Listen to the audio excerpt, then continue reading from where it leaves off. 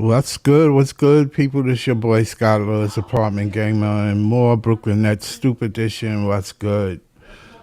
Today, the Brooklyn Nets play Miami Heat. We're gonna take a look at the standings first, and before the lineup. Let me bring it up.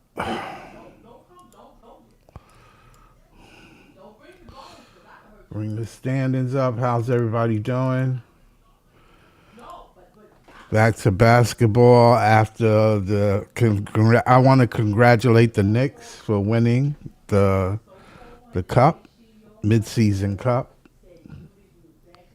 You should. I heard the rumors about the Knicks not wanting to actually. Actually, let me just put this like this. Yeah, actually, the Knicks didn't want to put the banner up. They should. They should put a banner up. It's an achievement that the Knicks made. I thought it was a good thing. And it's turning out to be a good midseason tournament. So let's get back to congratulations to the Knicks.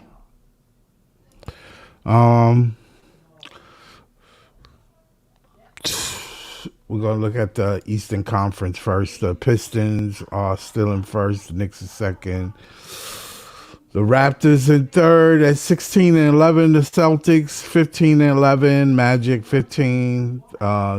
The East is actually like bunched up in the middle. The 76ers are 14-11. The Heat is 14-12. They actually started off pretty good, but after that they kind of fizzled a little bit. So the Cavs are 15-13. What 1 year made a big difference. Before they was like world beaters, and now they back of the bus. The Bulls are 11-15. Let's see. The Bucks are 11-16. Situation is dire there. The Hornets are 8-18. I don't know why they doing so bad. The Nets are 7-18. Actually, they doing better than I thought. The Pacers are 6-20, and the Wizards are 4-20. When we look at the West, the Thunder is just running away with it. They're actually gonna. They might end up with the best winning preseason record at the end of this whole thing. The Nuggets are 19-6. They hanging in there, and the Lakers are actually playing decent basketball. The Spurs are 18-7. And the Rockets are 16-7. The Timberwolves are in the middle of the pack at 17-10, with the Suns 14-12. The Warriors 13. They are under 500. The Grizzlies are under 500 at 13-14. The Jazz are 10-15. Actually, doing better than last year. Trailblazers 10-16. The Mavericks are 10-17. The Kings are 6-20, and the Clippers are 6-20. As well, a disgrace. And the Pelicans are 5-22. So we're here with John. What's up, John? What's good? Hearing a lot of conversations. It's only been 3 days since the deadline started, but there's some teams considering making big moves to salvage a season, to potentially give up on a season, or potentially plan forward. There's a lot of different things going on. The Giannis stuff is obviously becoming loud. I think Giannis today was in front of the media and he said, "My agent is handling the situation. I'm not talking to the Bucks." So likely Giannis is out of there. If not this winter, as soon as spring showers start coming, because that relationship is over. So there's definitely going to be a team of two or three that are going to bid very very much for him. He could go to the Knicks. He could go to Miami. Heck, the Warriors could make a bid for him. So he's likely going somewhere. Dallas today confirmed. Well, Shams confirmed today that Dallas is building around Cooper, Anthony Davis, Klay Thompson. Those guys are likely to be gone in a few weeks, so they're going with a bit of a slight youth movement with an eye on trying to reclaim some capital. So that's definitely something to watch. And then there's us, the Brooklyn Nets, a team with the most cap space in the NBA, $15 million that we didn't spend. We have movable vets on this team that teams might want. And we also have a chance to collect more assets and set ourselves up for the future. I think it's a little mind boggling to me. I saw Dayron's interview with Brian Lewis yesterday, and he said, "Hey, listen, we want MPJ to get an All Star nod. We have to win games. We have to put ourselves in the playing conversation." Oh, well, here's the interesting thing: you could put yourself in the playing conversation. I know some playing teams have kind of gotten a little hand here from the NBA, but I remember Chicago Bulls went on some type of fun run last year. They made the play in. Scott, you know what their result was for the play in? The What? 11th pick. Like, can Oh, we, like, yeah. this organization needs to wake up. I don't care if Dayron or these other guys want MPJ to get an All Star or not. He won a title already. This guy's been to the end already to see what that feels like. And they're thinking that this All Star nod playing stuff is actually going to mean something. It's not going to mean anything if your only valuable lottery pick becomes a 10th or 11th pick. Like, this organization just needs to wake up a little bit to the reality situation.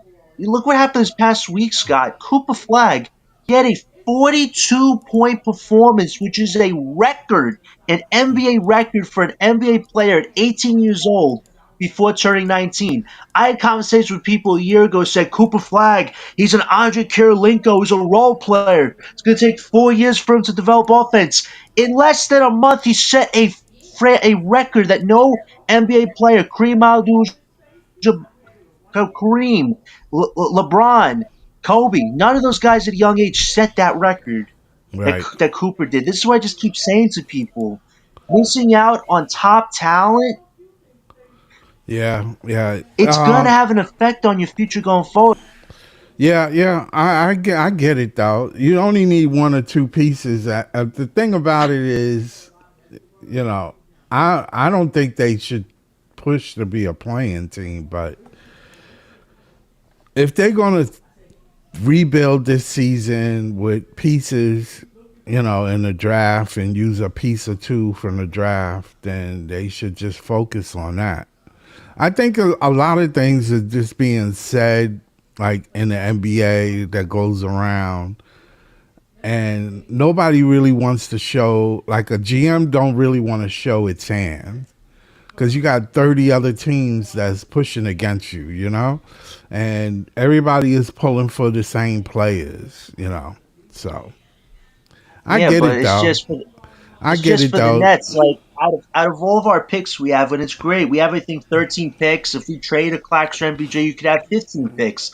That's great, but your one pick that matters is your lottery pick. And I understand these guys are vibing well. I'm hearing good chemistry is being built, but it's like if you guys think that MPJ is going to carry the next 2 to 3 to 4 years, you're wrong. By the time his contract ends, he'll be 29 years old, about a year Yeah, away from being 30. So he's likely going to want big money if he continues being the only main offensive focal point, which isn't good for your rookies who need to develop very much these next 2 years. It's good to see Yegor Powell, Danny Wolf. I mean, Danny Wolf's been on a great rise, but they could have even bigger roles. But if you have certain vets leading this charge, they're going to take away those valuable minutes, those valuable knowledge minutes that these young guys need. So my whole thing is this: like, unless there's a star you see out there you want to get next summer, then okay, keep an MPJ and maybe Clax makes a little bit of sense. But if not, you have a chance to go into next year with a young core, potentially get a franchise guy in the draft, not be holding to own anybody, any big money. You could actually develop something real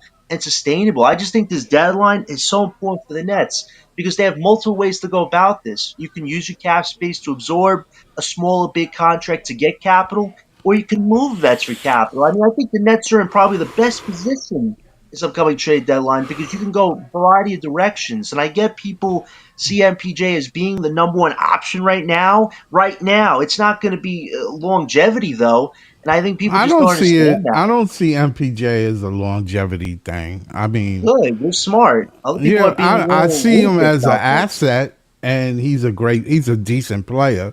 It would be nice to keep him, but I don't know how that would work out. Not at $40 million. So come on, he Well, almost about to be 30. No, yeah, like, are we going to do what the Clippers are doing right now? Look at the Clippers. They're paying 36 and 38-year-olds 40, $30 million, and they're the bottom of the West. We don't need to yeah, do that when we have a young core right now. Listen, I understand with pros with keeping MPJ, but what he does offensively, he's had a tremendous month. He's likely due for his first All Star bid, but he's been to the dancing back. And I get he brings the veteran experience, but if you realistically yeah. can't build a star that you can go get around MPJ to be a second or third guy, it doesn't really benefit you to keep this guy long term, especially if he wants more money when he's about to be 30 after 2 years of having to carry this team Right, if you yeah, keep him. So I just think the yeah. Nets But have many ways to go about this, and I think they should look at the trade value because if you can yeah, get back, no. I mean, you can definitely look at it. That's for sure. I agree. You gotta look. You gotta see what's out there and see who's willing to deal. And you gotta know who. I don't know if the Nets are willing to go for a player that has that much draw. Like, say for instance, from the Grizzlies, some a player that could bring, you know, attention to the Nets. I mean, a superstar, you know, a star. Well, there's very few superstars in the league, but a star in the league, you know, like Morant. and the only, Like, I don't see the Morant thing happen for us. I'm here. uh, Miami might want him. I just think for the Nets, they don't want the baggage. He's a talent. I agree. I was open to it, so but I then also they, see so you think they are more going for the young talent? Because if you're looking at the blueprint, like OKC, OKC did they got they got pieces. They got a lot of young pieces, and then they trade young pieces as well. They trade some of their capital away to get more capital and another player, but that player turned out to be a star in the league. So who you think the Nets? I mean, it ain't just you can't just go, okay, I'm gonna just draft it. Not unless you're really good at drafting, which we go back to Sean Marks. Go back to Sean I Marks. I totally Uh, get it. He's horrible at what he does, but somehow he gets lucky. And my thing is this: is if there's a star that you can get like a Giannis or Donovan Mitchell next year, then it makes sense to keep an MPJ because he can slide in as your second star, and then your third star could be a Danny Wolf or who you draft next year to be that. That works. But at the end of the day, if there is no franchise guy you're going after right now, because the only two guys that are star worthy are Giannis and Mitchell. Giannis looks like he's going to New York, the Knicks, or Miami, or even the Warriors. We just don't have his timeline right now. And the assets that the Bucks probably want probably going to be a little whirly. But I thought we could get by that. But if it's not him, the Donovan Mitchell situation is something a lot of people are looking at right now. The Cavs, they have been. I agree with this. What a lot of NBA insiders are saying. They have been the biggest disappointment this year. Last sure year got off enough. to a hot start. Now you're 15-13. You're losing to bottom teams like the Yeah. Hornets, and you just lost to the Bulls, who I think didn't win a home game in 25 days. Like, and they had Mitchell available, but the core around Mitchell has not been holding up their end of the bargain. Darius Garland, since Mitchell arrived, has not looked like a great secondary star. He's been very injury prone, Right. just not clutch in the playoffs. Jared Allen, he's been injury prone too. He hasn't been great in the playoffs per se, but he's been good in the regular season, and he's a center. But he Right. obviously hasn't been gelling with Evan Mobley in that front court. So those four pieces, the core four that they basically financially invested in, and they have almost no picks left, it's not yielded the results they've wanted. And this is the worst time to be playing your worst basketball because they're the ninth playing team right now, and you do not Right. want to be starting from the play-in and your first opponents are Detroit or New York, and New York are a rival of the Cavs. So yeah, the Cavs, if they don't settle this, before the season's over, they're gonna have to break it up this summer. They're $22 million in the second apron right now, so a large contract is gonna have to come off the books. And I'm hearing Darius Garland, this deadline might be moved somewhere. Allen, I'm hearing, might be moved somewhere. Apparently, Mobley and Mitchell the only untouchables. But this is the caveat: Donovan Mitchell has an opt out after next season, where he could be a free agent for 2027. Where that's where I think the Nets, if they don't go after Star now, it's looking most likely 2027 is when the Nets will have all the cap space they want to really go after a big player, because that's when MPJ's contract comes off the books. So yeah, Donovan Mitchell could fit this team a lot. He's wanted to be in the New York market in the past with the Knicks. New York is his home, but the Knicks don't have any assets to get him. We Right. do, and we'll have cap space. So if the Nets do buy their time, and Mitchell will be what, 30, 30, 31, still not bad. He'll still be in his prime ish. Like, he could fit on this team. By the time the Nets should be ready to want to compete or contend, they'll just need that star guy if they don't fully get it in the draft. So yeah, Mitchell, I think, would make sense for the Nets. He's a guy that wants to be in the New York market. He's one of the best playoff scorers in the NBA. He just hasn't had a reliable secondary star in his career. He's had Rudy Gobert and now Darius Garland. So you really can't do much with that, especially if he's expected to carry the teams like he has in years past. So Right. that's Right. definitely a situation to monitor with the Cavs as far as Mitchell goes. And what you think? The situation with Cam Thomas. What you Mm. think about that? I think we're just waiting for the divorce to hit. I feel like he's going to go somewhere. I don't really know what real value he'll get back besides a second, but I just saw something interesting. Brett Spiegel for Clutch Troops just reported that an Eastern Conference scout said that there's a potential hypothetical of an MPJ and Cam Thomas going to the Clippers for expiring salary and a 2031 Clippers pick. Now, I know a lot of people would spit on that deal. Why am I giving up a guy who's playing like a top 10 guy Yeah, and a that young don't make no scorer who's like, sense. it don't make It doesn't. sense. But if you could get them to add a 2032 swap on top of the 2031 first, and we get expiring salary, it's something I consider. I mean, at the end of the day, we have all these picks. The Clippers picks are valuable. As much as people are saying, "Oh, it's a pick that's like 5 years away." Yeah, no, Look at it the would be Clippers right now. They valuable, are an aging but we old don't know what roster. the future. I mean, you rolling the dice on something you have. Look at OKC right now. They looking to dump some of their picks. They really are in a particular situation where it doesn't benefit them to have all these picks. It I doesn't. said that, It yes. doesn't. It's not going to benefit the Nets to have these picks, not unless you making a move for a superstar. That's Right. the No, and only way that can benefit you, or you need to pick up a piece that's valuable to the team. right. I And mean, I like a number two or a number three. But other than that, I don't see no reasons to be looking for any more draft picks. You need players. You need I players that want to come here. First of I all, I Mitchell understand that. would Mitchell want to come to Brooklyn for what? For He what gets to be reason? he gets to technically be. You want to get rid of a scorer that I can play with.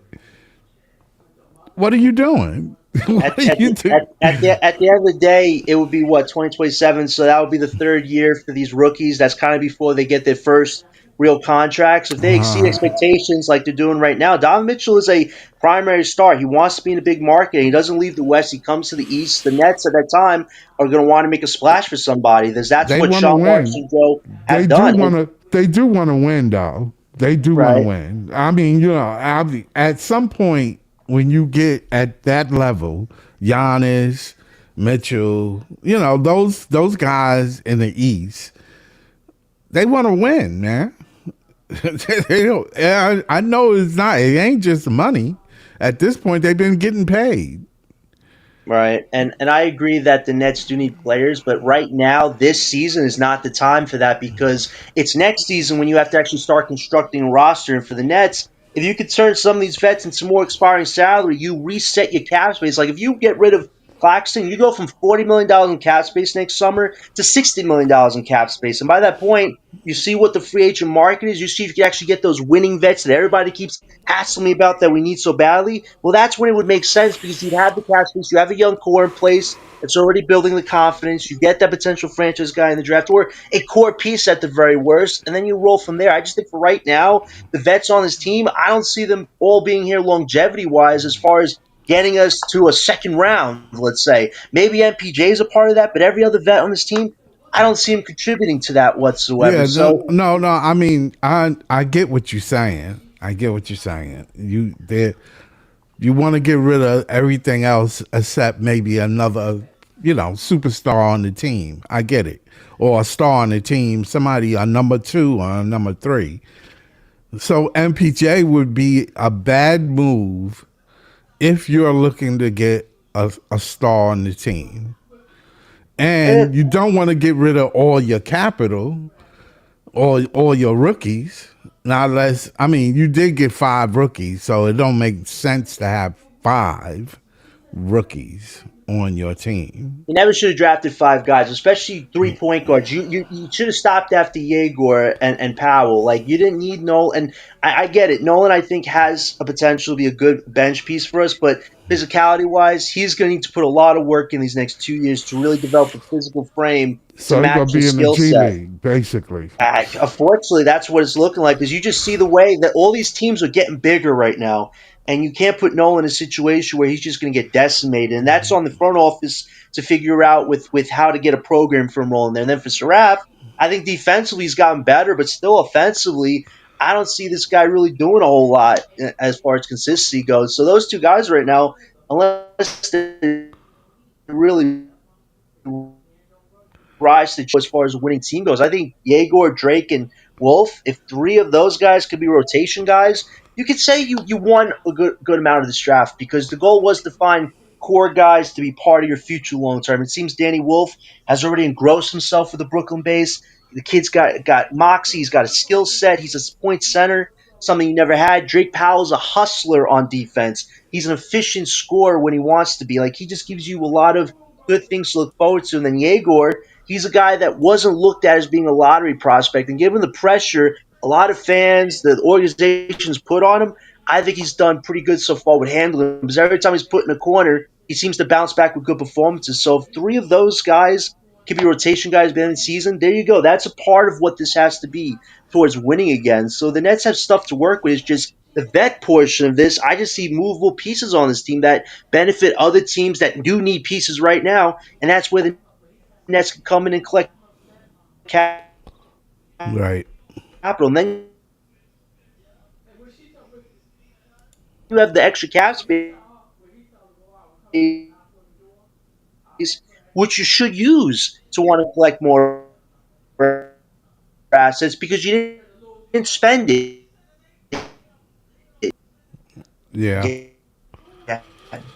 The Nets have to be bold this year in making the smart choices, even if a lot of people don't agree with it. Listen, if you want to keep MPJ, the rookies, and Clowney, I understand that. I'm willing to keep MPJ if a team isn't giving you an offer that you feel is satisfactory enough to warrant getting rid of him. But everybody else, you got to really think about smart decisions. With Claxton, with Haywood, with Terrence Mann, with even Zaire, who I like Zaire, but I think he holds a lot of value with other teams right now than he does us. Even Dayron as well. So if you want to trade all those You guys think for extra Zaire would be better off with another team? Yeah, maybe so. I think he's a serviceable piece for us, but at the end of the day, if a team really wants him this deadline, I have to hear it. Like let's say the Bucks right now Yeah, you still have to hear everything. You have to hear like let's everything. say the Yeah. Bucks still want to keep Giannis, which looks like a divorce happening any minute now, but let's say they're foolish enough to want to keep him at least this season. They want to trade Kyle Kuzma's contract. If they're willing to attach that first round pick and they want to take back Terrence Mann and Zaire, I'm doing that because I get a pick that's pretty valuable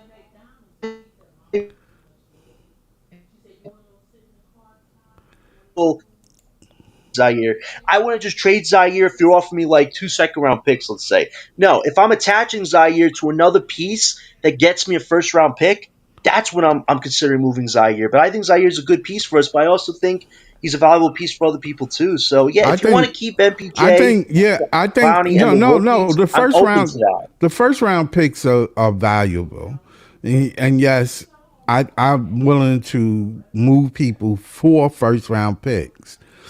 But the way the way the pay scale and the tiers in this NBA is, it's not like it was 3 or 4 years ago. It's actually different now where teams don't want to be in that cap. They don't want to be in that apron. So they have to rely on their picks. They really do. And them things are worth a lot of money now. I mean, if what we got from Mikhail was a haul, I mean, that's going to affect the Knicks later. No, you're But they're right. gonna suffer about that after. But hey, listen, they put it all on the line, and it is what it is. Sometimes you have to put it all on the line, but Hey, I'm Scott. saying, yeah, you there. Yeah, so the starting line. Let me just say what the starting lineup going to be today. Miami is. Let's start with Miami. Is Norman Powell, Simon Forticchio, Devin Mitchell, Andre Wiggins, and Bam. I forgot Andre Wiggins is with Miami. Terrence Mann, Michael Porter Jr., Igor Deman, Noah Clowney, and Nick Claxton, the center, starting for the Nets. So this is going to be an interesting game because if the Nets are truly trying to stay in this race to stay in the bottom, they don't need to win this game. Because this will put them back into where they were last year. If we're already there, Scott, we're near the sixth odds, and I get why this young team wants to do what they're doing right now because they're building culture, chemistry. They want to prove people wrong. I get all that, but at the end of the day, if you actually do reach the play, because a lot of teams are going to drop like flies pretty soon. I think a lot of teams know where they stand, but I'm just saying we could go from six odds to even eight, nine, or even 10. Worst case comes Well, worst, because a today lot of teams are going to start dropping. Cam Thomas is actually on the roster. He can play. Yeah, but he's still not. They haven't cleared him yet. He's not been medically cleared yet. I think his Oh, they not. evaluations. Oh I no. think I think his evaluation's coming up either this week or next week. But no, he's not cleared yet. Listen, at the end of the day, if they win this game, it puts a good morale victory for your core, but it keeps taking you away from what is the ultimate goal: getting a franchise guy on this team. And if they really think MPJ is going to lead him to the promised land, he's not guy. But if you don't get the franchise guy, this is all for nothing. And also, we face the Raptors on Sunday. They're playing on Saturday, Yeah, we going so we yeah. that'll be a So back-to-back game where they might rest people. So we win this game, the game a lottery pick. So I get what they're doing. Is just you got to look at the cons of this. Are the pros with winning right now better than the cons? No, I don't see it like that. it's a weird situation to be in, but I understand where you coming from, though. I really do. It, it But it's I don't. because it's because we're so focused on the short term games that we always forget about the long term parts of this, which are building a sustainable roster. And I get They got rookies. They got draft picks. If they stay pat, say if they stay pat, are you betting on the rookies to actually get better?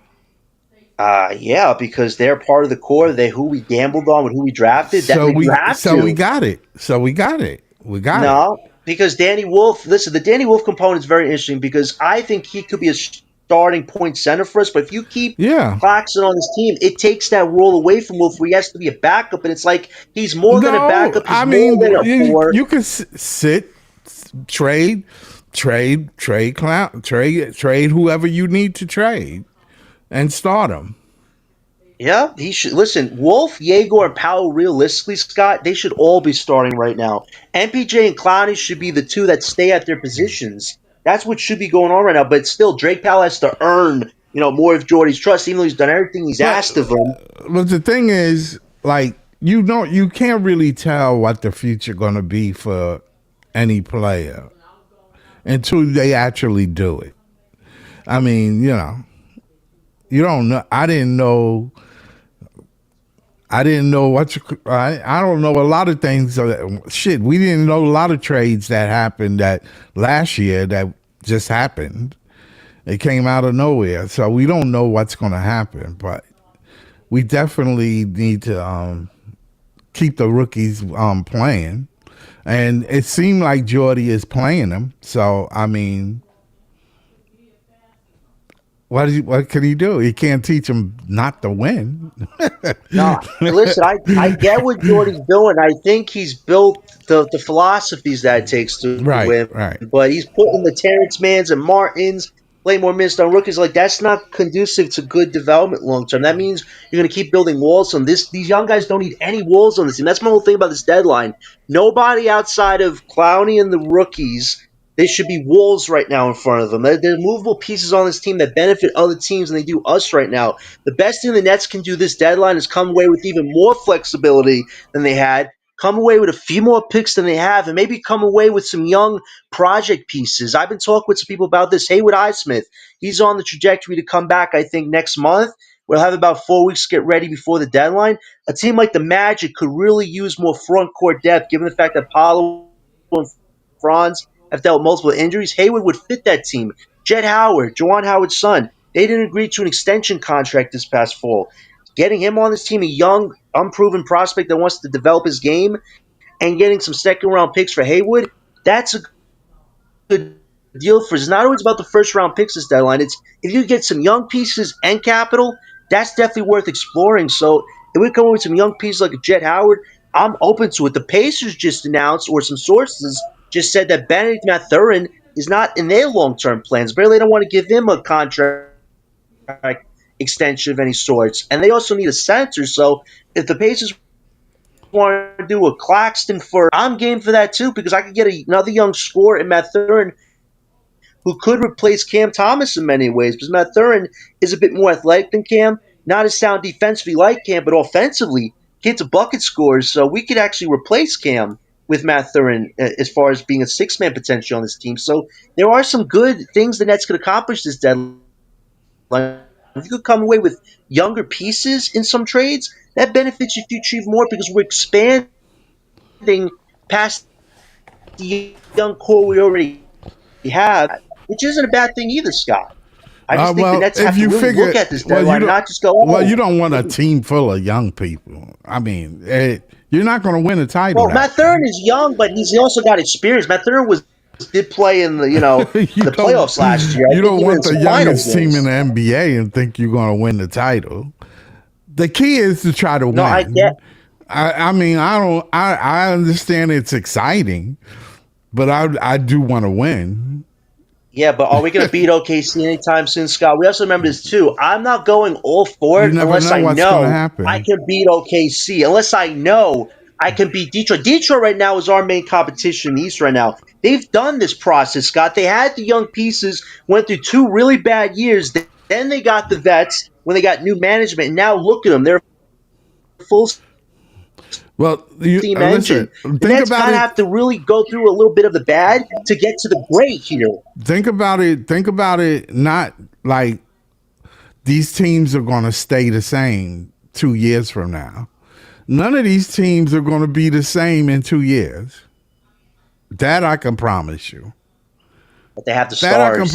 That I can promise you is something that's going to be something shaking. Something's got to shake. We know Giannis is on the move. You know Mitchell ain't going to stay at Cleveland. Not unless they get better. Not past 2027. I think if the way things stand, he's likely opting out. I mean, there's moves coming. There's moves and shaking coming along. Some of these young players that we're looking at that's playing well going to want more money. Right. Can these teams pay them? Are these teams going to pay them? No, I guarantee you there's just 50-50 with most of them. That I can promise you. They're going to be somewhere else. So, you just have to be ready. And I think the best thing that Sean Marks did was put the team in a position to be ready. And that's including asset and the cap space. When you have those two things, whenever something shake, you got to be ready to jump on it.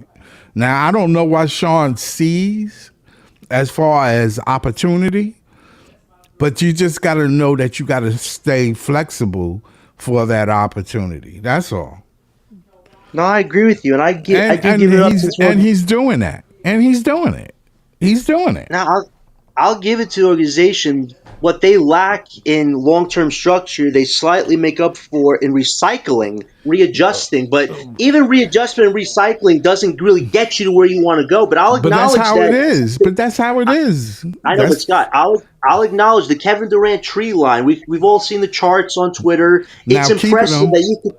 It's impressive that they turned a top 10 superstar into all the picks, and they double the picks, and now this MPJ one, which is, if they do trade him, that's an extension of the KD trade. I understand that. But what I'm saying is you gotta put product on the floor that shows.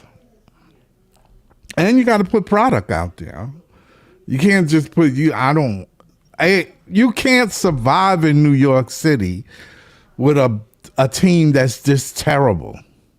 Yeah, but you can't survive with a mediocre team either. And that's what I'm saying about this MPJ stuff. As good as MPJ is, I do not believe he will carry this for 3 to 4 years consecutively, averaging these numbers, because he's more meant to be a second or third guy. But when Jordy probably told him, listen, for this year, I need you to play out of your freaking mind, he said, I got you, coach. And he is. Now the Nets have even more things to consider with his trademark, which I think there's a team or two out there that might offer the Nets something valuable for him. And the Nets should at least consider it and look at all the pros and cons. If they know a star is coming in 2 years, or they feel good that they can reset themselves up for the lottery standings, by all means keep the guy. But if not, don't keep the guy, overpay him, and then his back flares up, and then we're screwed being a mediocre Kings team. Well, there's nothing you can do about injury. You can say that. You can say that about. You can say that about any team about injuries. If you're saying that the injuries is the thing that you worried about and paying him $40 million and he's not worth it, I mean, technically he is right now. Right now, but it's not conducive long term. If you're going to pay him, if he wants to return as a third option and it's like a $25-30 million deal for 2 to 3 years, okay, we can make that work. We should be able to make that work. But if it's like 40, 45 because he's done good right now because we couldn't get anybody else because we did this so illogically. Well, I don't think another team will pay him $40 million again. No, of course not. Then he's not. But Scott, if he's your only main option next 2 years, and he's you say we got a draft pick. Who has the leverage? But wait, who has the leverage though? Who does this next 2 years? Who has the leverage? Well, then let him go. Okay, well then we wasted time. Then when we could have got assets for him, you let him go for free, and he had all these big numbers. This is what I'm just trying to say, Scott, is that there's so many ways to look about this. Don't keep this guy unless you know there's some big fish you can get to pair with them, or you reset your lottery odds a bit right now. You just have to. You have to wait and see what's going on. You got to wait and see. You can't. Nobody can predict this. Nobody can predict this. I mean, you got people. You got the scouts and you got the insiders constantly coming up with different things because it's like water. It's revolving. It moves. It keeps changing. New things happen. Injuries happen. People get injured. Things happen. So they are ready to make those moves. Now, all I'm saying is the Nets are in a position where they have two things that a lot of teams don't have together: cap space and asset. They have a lot of them, so they have enough. They don't need more. They just need players now. They need to build a Next team summer they do. I agree with you. Next summer they could, but for right now, we're in the perfect spot where we're the perfect third team for any big deals that are going down between now and February because 5th. We're the perfect team because nobody right. else But has you know what people are $15 million saying? to You know what? facilitate. You know what I hear other fans from other teams say? What? Y'all don't keep nothing that's good. You keep letting it go. When That's you why we need got new front something, office. well, you got it. And you can't trade away great players. You have to work with them. You have to figure out how to work with them. You have to. I Then don't where get are they it. on this team I right don't now? get it. We can't just. You don't know what these young guys are capable of. I'm not saying that they can't, or there's no franchise in the draft. There's always a franchise player in the draft. Every draft has some great player or a decent player. They haven't written the book though. You got to remember they still playing. They still playing, and I get like Cooper Flag was this great thing last year, and true, but it ain't feeling good in Denver right now. He's feeling good, yes. He's feel good. Denver don't feel good. I mean Dallas. Listen, what he did with that Dallas, 40 yeah. what he did with that 42-point game, everybody who said this kid was a role player and he wasn't gonna be anything good, look No, at him now, people. Look at him well, now. well, you gotta look at the team too. I mean, you can't win with just him. Yeah, but you saw what he did. You saw what he did against us. How easy.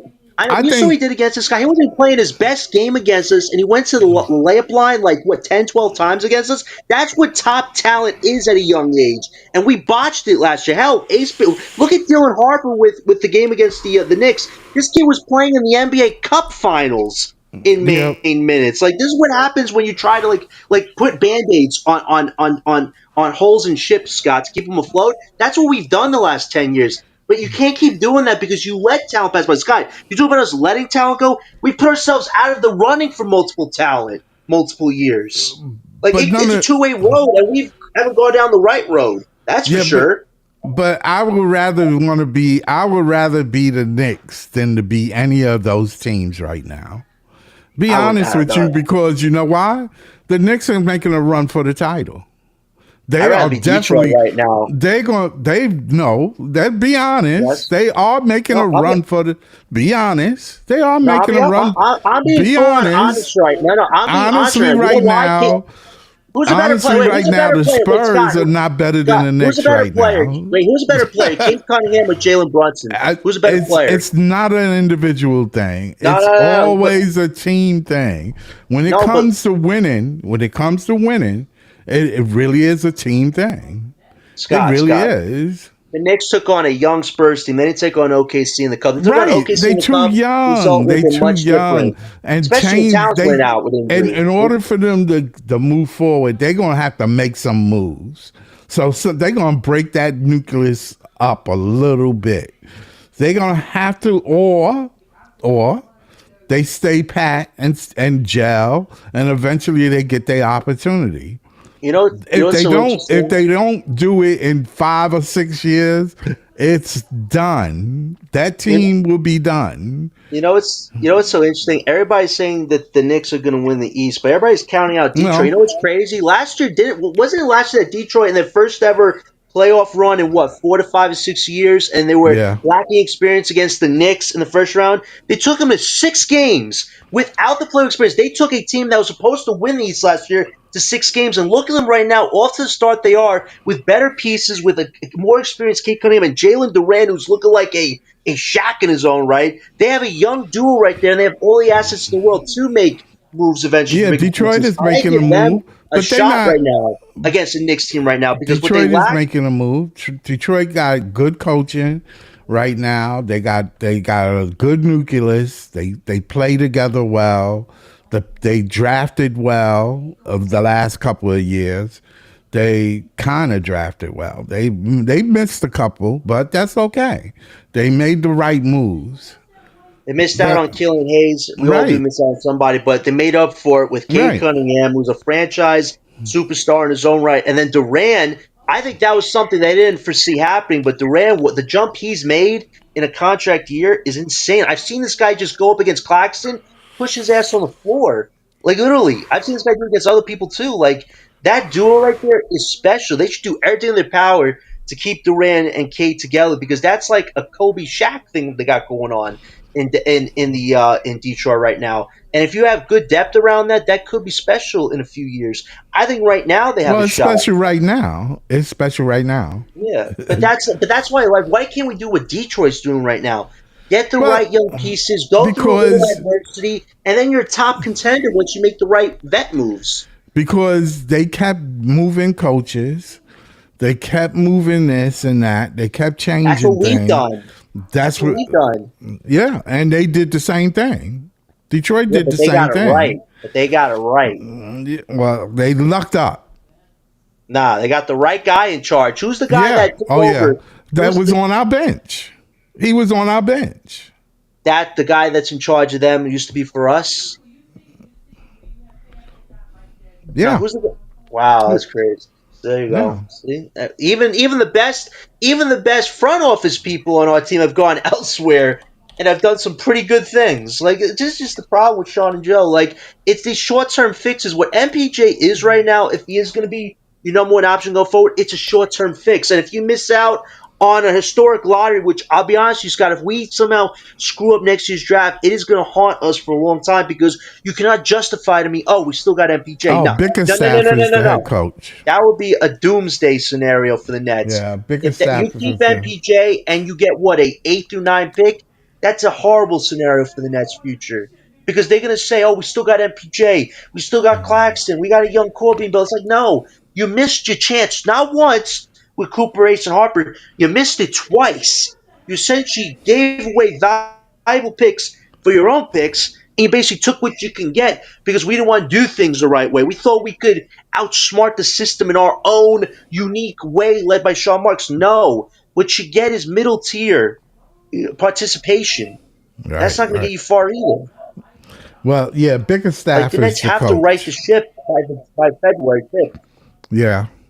So I mean, when you think about it, Detroit and the Knicks and the other teams in the East, they kind of like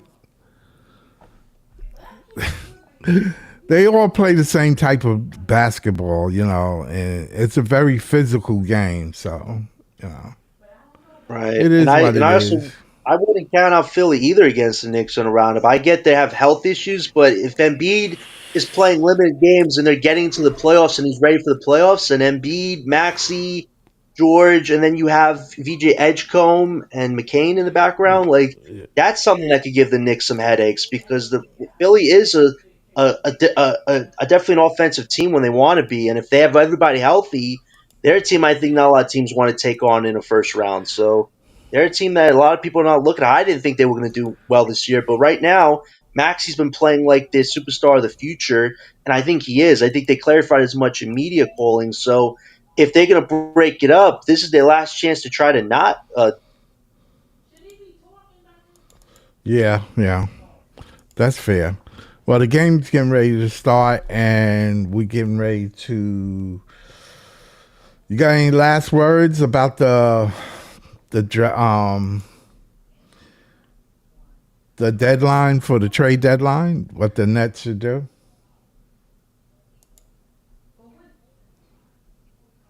I think we lost John. Either way, um, we getting ready. The game's getting ready to start, so I'm getting ready to go off. Thank you, like and subscribe. Thanks John for everything BK Nets. He can be reached on Twitter. Like and subscribe. Thank you. Peace.